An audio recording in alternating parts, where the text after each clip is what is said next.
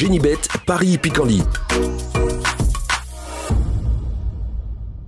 En ce moment, profitez de 250 € de bonus de bienvenue. Bonjour à tous et ravi de retrouver sur canalturf.com. On va parler du programme de ce samedi 7 janvier. Quintet plus top 5 Génibet sur l'hippodrome de Paris-Vincennes.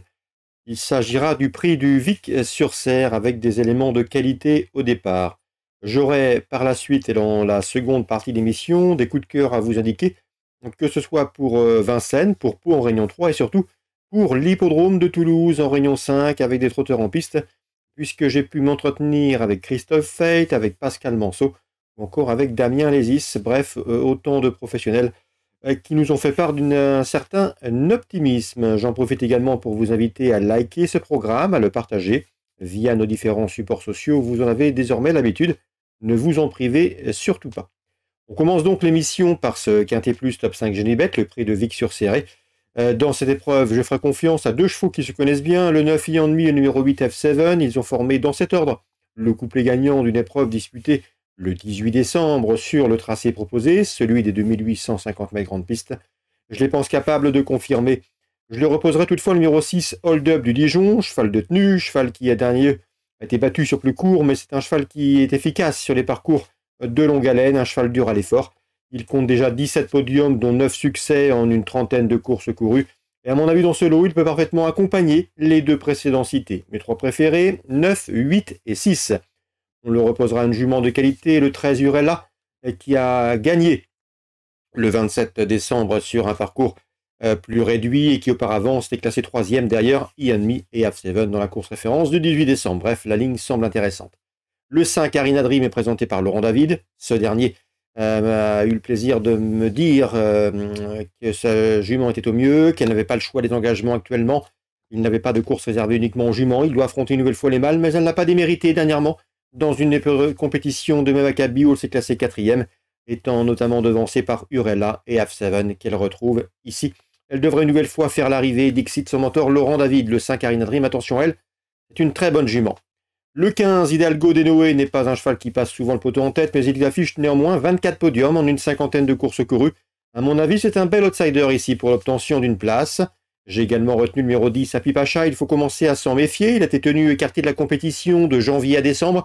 Il a maintenant 2 parcours dans les jambes. Il sera léger dans sa ferrure, contrairement à ses 2 derniers parcours. Attention à lui, il faut commencer à le suivre.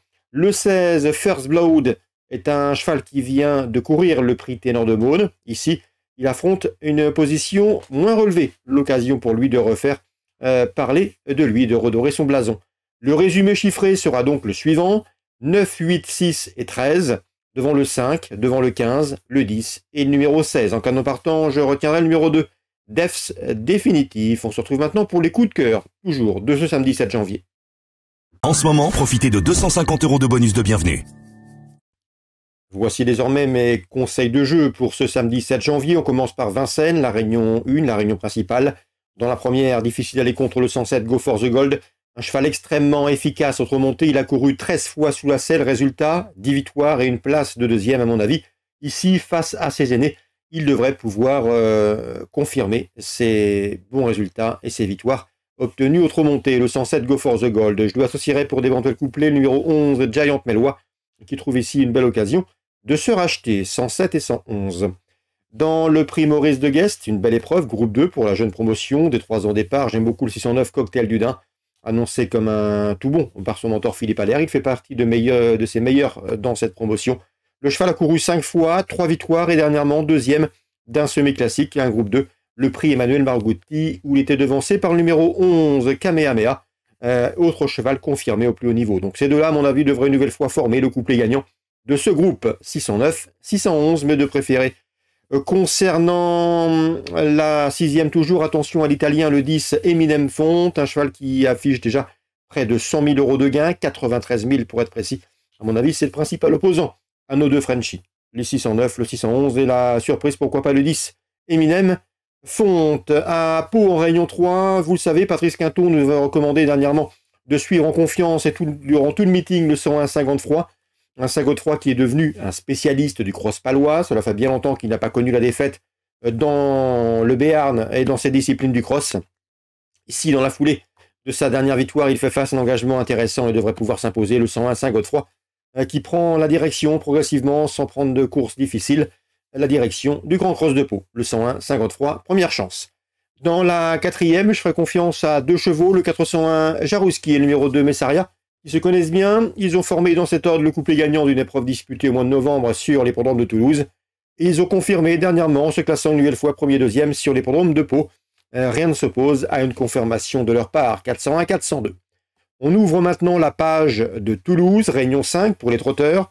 Dans la 2e, Pascal Manceau m'a parlé en bien du 207 Jasper Queneau, un cheval qui montre de belles choses le matin. Il n'a pas encore eu l'occasion de le montrer l'après-midi, mais c'est un élément d'avenir, un cheval à suivre qui devrait pouvoir progresser cette année, à commencer par cette course où il semble affronter des rivaux dans ses cordes. Le 207 Jasper Queneau. Dans cette même épreuve, nous avons le numéro 2 Josiano Bello. Là aussi, j'ai pu me converser avec son mentor Christophe Feit. Le cheval a été décevant lors des dernières semaines, même si parfois il a eu quelques circonstances à faire valoir, des gênes ou encore des mauvais parcours. Quoi qu'il en soit, ici, le cheval est allégé dans sa ferrure. On va sans doute aller de l'avant, histoire de se rassurer. À mon avis, le cheval peut parfaitement redorer son blason ici. Un cheval qui s'annonçait prometteur, dixit Christophe Feit, en début de carrière. Donc la 2e, le 2 et le 7 pour moi. Concernant PM Manceau, dans la 3e, il est bien représenté. Il aura 3 partants.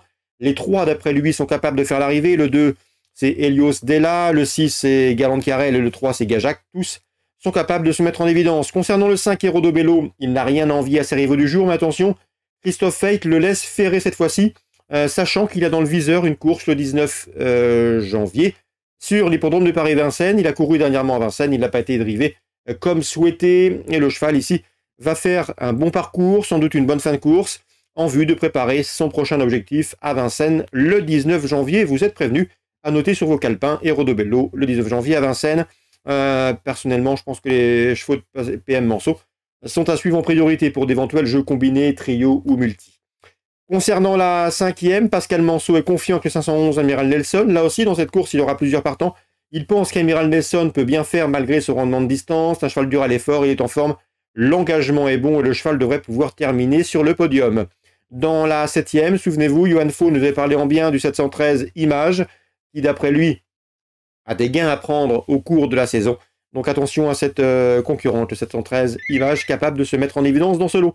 Excellente journée à tous, très bon jeu et rendez-vous très bientôt sur canalturf.com. Génibet, Paris Picardie. En ce moment, profitez de 250 € de bonus de bienvenue.